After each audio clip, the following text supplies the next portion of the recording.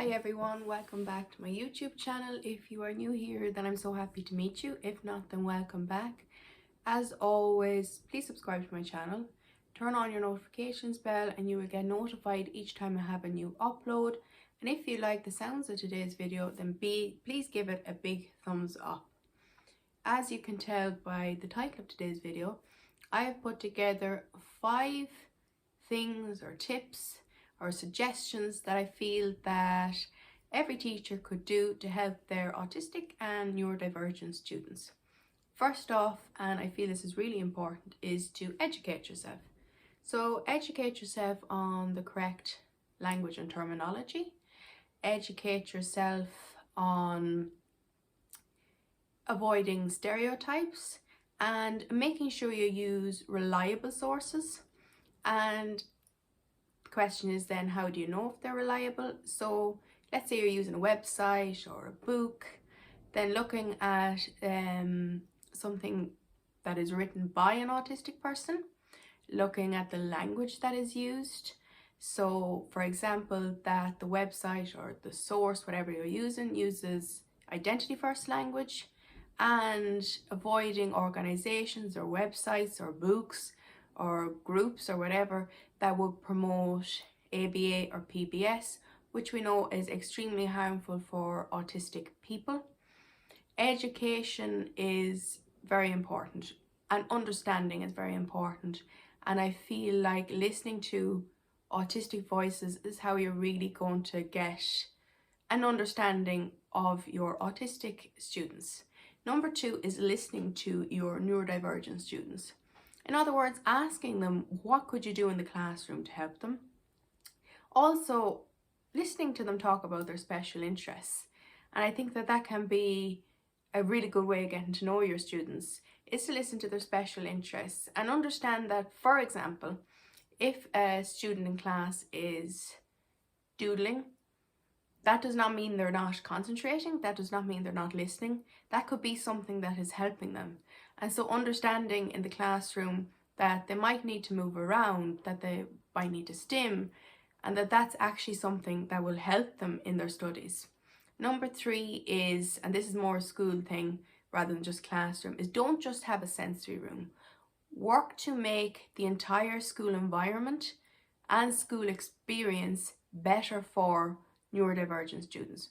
So when I say that, it could be looking at harsh lighting, it could be looking at noise, it could be looking at smells. For example, teachers avoiding wearing very strong perfume, keeping doors closed to high smell areas such as kitchens.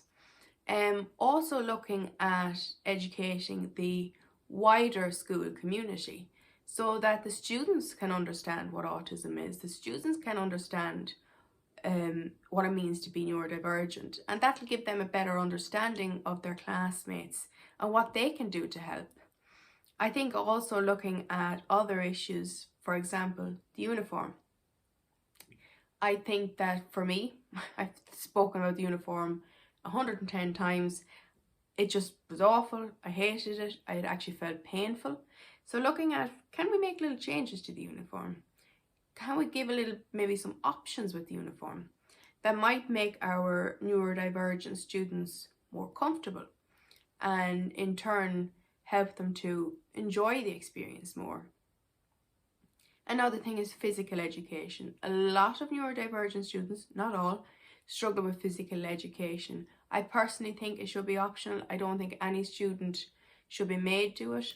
I know that I just avoided it at all costs, and for me it meant that the days there was PE, I would often just stay at home, and then I was missing out my other classes. Like that time when physical education is on could be used to study, could be used to do some reading, or could be used for the neurodivergent students to relax and feel ready for the rest of the day or their next classes. That's a time that could be used differently for some students. Some neurodivergent students will want to do PE, and that's fine as well. That goes back to my second point of listening to your neurodivergent students and seeing what it is that will help them on an individual basis. It is not a one size fits all. And I don't think it is for any student. And I think the school can be a difficult environment, whether you're neurodivergent or neurotypical, because you're conforming to this one set of rules essentially for your entire school day. Next up, I would also say, this is something that I have mentioned numerous times before. This is something that I've done videos specifically on. Do not use ABA or PBS or related therapies. I have other videos on this. Definitely check them out. ABA stands for Applied Behaviour Analysis. It essentially works from the belief that autistic people need to change. We don't need to change. We have a different brain type, different neurotype. That's not a bad thing. The fact that we talk about our special interests, they're not bad things. They're good things and they're positives. What needs to change is the world around us and needs to become more accommodating to us. And I think in a school environment, it's extremely important to look at things that way. But avoiding anything that is negative towards autistic people, anything that pushes this belief that, oh, we'll reward them if they act normal or like the rest of the students. No. No. That is ABA and that is wrong. It is an abusive therapy. As I said, I have other videos on it if you want to learn a little bit more about it. My last point, and I think this is a really important one, and this goes back to educating, let's say, the wider student body, is having guest speakers in. Now, when I say having guest speakers in, I mean autistic speakers or neurodivergent speakers. Not people talking about us, but people who are autistic and neurodivergent, speaking about their experiences of school, speaking about the challenges they faced, speaking about what helped them and what didn't help them. First off, you're going to have the neurodivergent students having someone to relate to. So that's fantastic. But also you're going to have the neurotypical students understanding their classmates better. And you'll have the teachers understanding their classmate, their student body better. Because understanding is extremely important.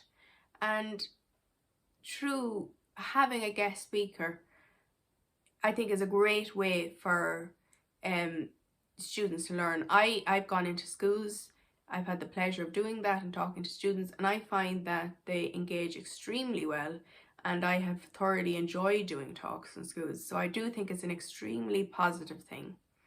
So that's 5 things I feel that all teachers can do to help their students. I hope if you are a teacher and you've watched this video that it will help you. Thank you very much for watching. Please do share this with a teacher if you know a teacher that might benefit from this, and also leave some more suggestions down below of what you think teachers can do to help their neurodivergent students. Thank you very much for watching. As always, I will leave my social media details in the description box below. Keep the conversation going in the comments, but of course keep things respectful. Thank you very, very much for watching.